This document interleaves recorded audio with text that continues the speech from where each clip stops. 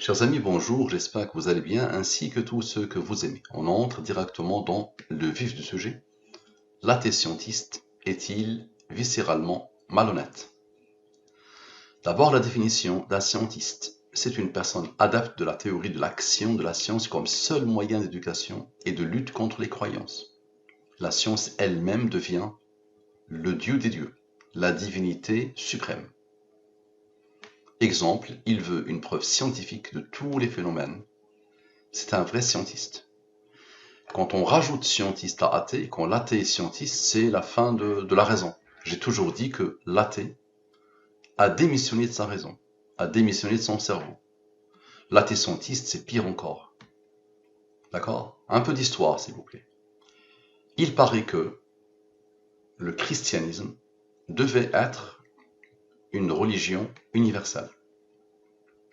Il avait commencé dans une terre, la Palestine, dans ces endroits-là, dans ces zones-là, ça a commencé. Pour un peuple donné, une époque donnée, une durée donnée. Donc le christianisme, c'est normalement une religion pour une époque donnée, pour une terre donnée, pour une durée donnée. Malheureusement, quelqu'un a ramené cette religion en Europe, le fameux Saul, qu'on a appelé après Saint Paul, qui a été tué. Donc lui qui a persécuté les disciples de Jésus, qui les a torturés, massacrés. Une fois que Jésus a été élevé au ciel, ce Saul a prétendu qu'il a eu une vision et il a commencé à prêcher une nouvelle religion qu'il a voulu universelle et qui est malheureusement devenue presque universelle.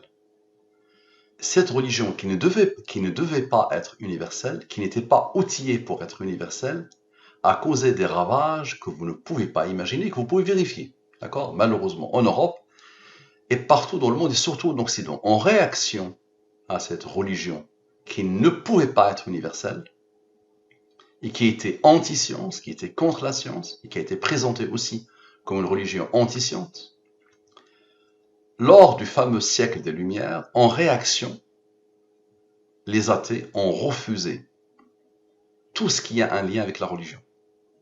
En réaction à ce que a fait l'Église, les descendants ou les gens du siècle des Lumières ont refusé catégoriquement tout ce qui a un lien avec la religion, ou ce qu'ils ont appliqué sur le christianisme, ils l'ont appliqué à la religion qui devait être universelle, et qui est outillée pour être universelle, l'islam. D'accord? Donc, par une science qui découle de l'islam, du référentiel islamique, nous allons répondre à cette question. L'athée scientiste est-il viscéralement malhonnête? L'islam dit en entrée de jeu. En entrée de jeu, c'est-à-dire le premier mot entendu par le prophète Mohammed, le premier mot qui a été envoyé du ciel à la terre, c'est lis, iqra. Le prophète Mohammed, sallallahu alayhi wa sallam, ne savait pas lire. Son peuple n'était pas connu par la lecture. Il n'y avait pas de livre à leur époque. D'accord? Donc, premier mot qu'il entend, de la bouche de Gabriel, Jébril, l'émissaire de Dieu vers Mohammed, c'est lis. Lis. Première parole du Coran, lis. Le Coran il est inauguré comme ça, lis. Au nom de ton Seigneur qui a créé. Donc directement, lis, explore le monde, découvre le monde, va vers la science doit pointer vers Dieu. Il n'y a pas d'opposition entre la science et Dieu, ce n'est pas possible. La croyance en Dieu, il n'est pas opposée à cette science qui ne fait que pointer vers Dieu. Toutes les sciences ne peuvent que pointer vers Dieu. Et là, je vous montre la science des sciences, la science al-Mubin, comment elle va répondre à cette question. Donc, lis, au nom de ton Seigneur qui a créé l'homme d'une adhérence. En entrée de jeu, on a l'embryologie. Qu'est-ce qu'un bédouin d'il y a 1400 ans a à voir avec l'adhérence, avec la création, avec l'embryologie? Lis, ton Seigneur est le très noble, qui a enseigné par la plume. Il a enseigné, il a donné le savoir, il nous a doté de tout ce qu'il faut pour continuer à cheminer dans la science et vers la science. Donc il a enseigné par la plume, le qalam, a enseigné à l'homme ce qu'il ne savait pas. Alors, en entrée de jeu, ces 4 versets, ces versets-là, c'est ça les premières paroles que l'humain a entendues de son Seigneur comme religion universelle qui devait s'installer partout dans le monde et qui n'est pas en contradiction avec la science. Donc là, c'est une grosse manipulation, fausse opposition entre la science et Dieu. Observez maintenant la réponse. Observez. L'athée scientiste est-il viscéralement malhonnête? La réponse est soit oui, soit non. Donc sans les rangs, avec les rangs, lui est un nombre premier qui a comme rang 323. Parfait, observez bien. Donc l'athée scientiste est-il viscéralement malhonnête?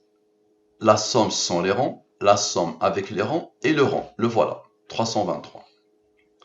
La ligne principale, la science al-Mubin indique qu'à chaque fois que j'ai un nombre supérieur au 23, je divise par 23.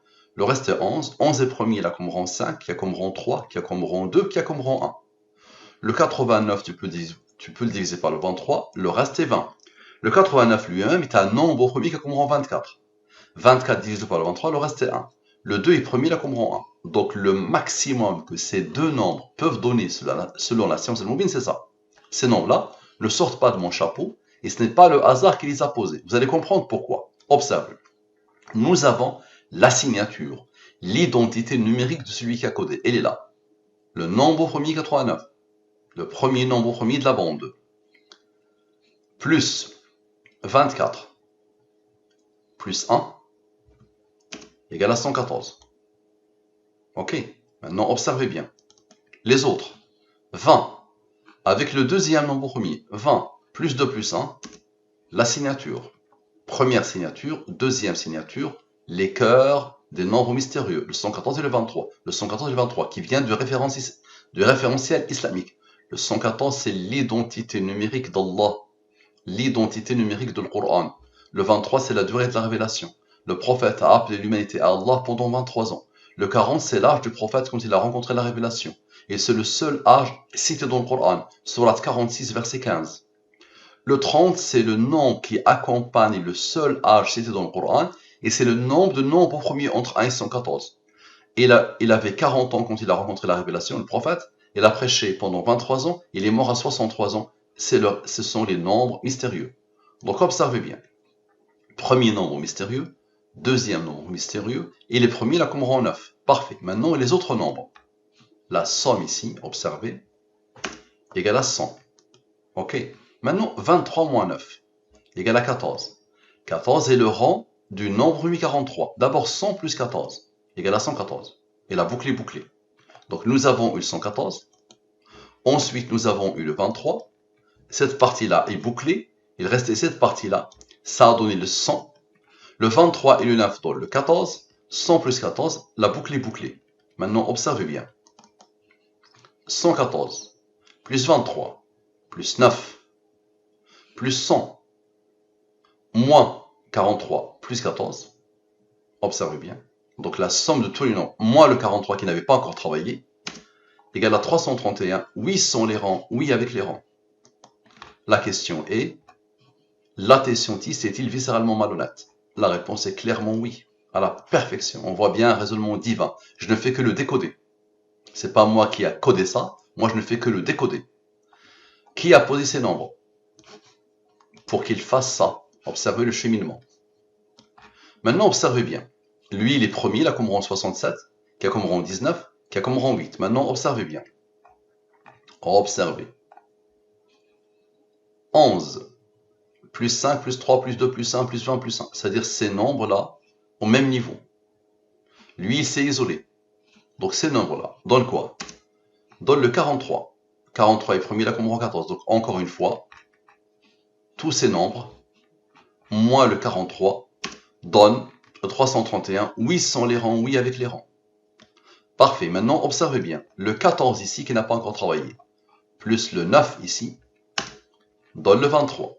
La signature. 23 est premier, là comme rang 9. Le 43, c'est imposé deux fois. Vous êtes d'accord? 43 plus 14 égale à 57. Et 43 plus 14, la deuxième fois, observez bien, égale à 57. Vous avez compris. 57 plus 57, la signature. Ok. Maintenant, 43 moins 14. 43 moins 100 rangs. 29. Et 43 moins 14, 29. 29 est premier là comme rang 10. 29 moins 10 égale à 19. Idem ici. 19 est premier là comme rang 8. Observez le rang qui n'a pas encore travaillé. 8 plus le rang qui n'a pas encore travaillé égale à quoi? Égale à 331. 331. Oui sans les rangs, oui avec les rangs, à la perfection. Maintenant la somme des rangs. Je somme tous les rangs. Observez. Je somme tous les rangs. Tous. Égale à 350. Vous avez bien vu que le 8 a travaillé avec le 323 pour donner oui, n'est-ce pas? Le 19 a été isolé. Observez. 350 moins 19 égale à 331. 331, oui sans les rangs, oui avec les rangs. La réponse à la question. Maintenant, la somme des nombres. Observez.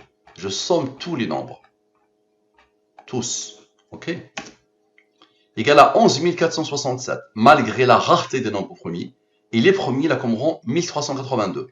Je pose la question, quel est le nombre mystérieux principal? 23. 23 est premier là comme rang 9. Observez. Le fameux 331, ça veut dire le oui.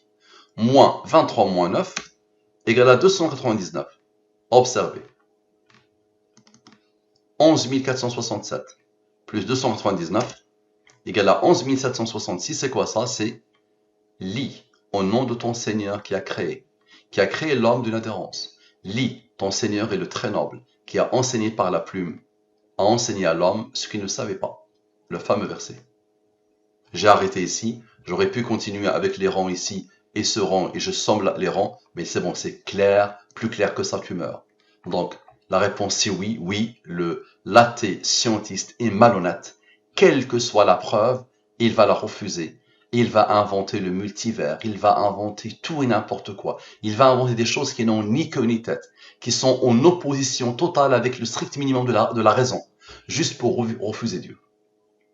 Malheureusement, j'ai entendu, mes gamines me disaient, nos copines à l'école nous disaient, je ne crois pas en Dieu, je crois en la science.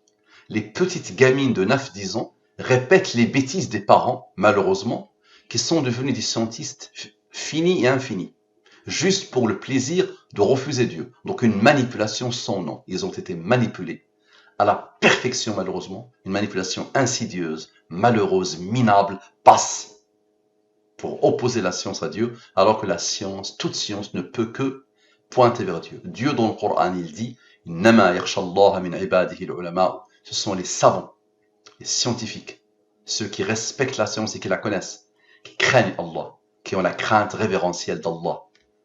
Qu'Allah vous accorde les délices infinies de la guidée islamique.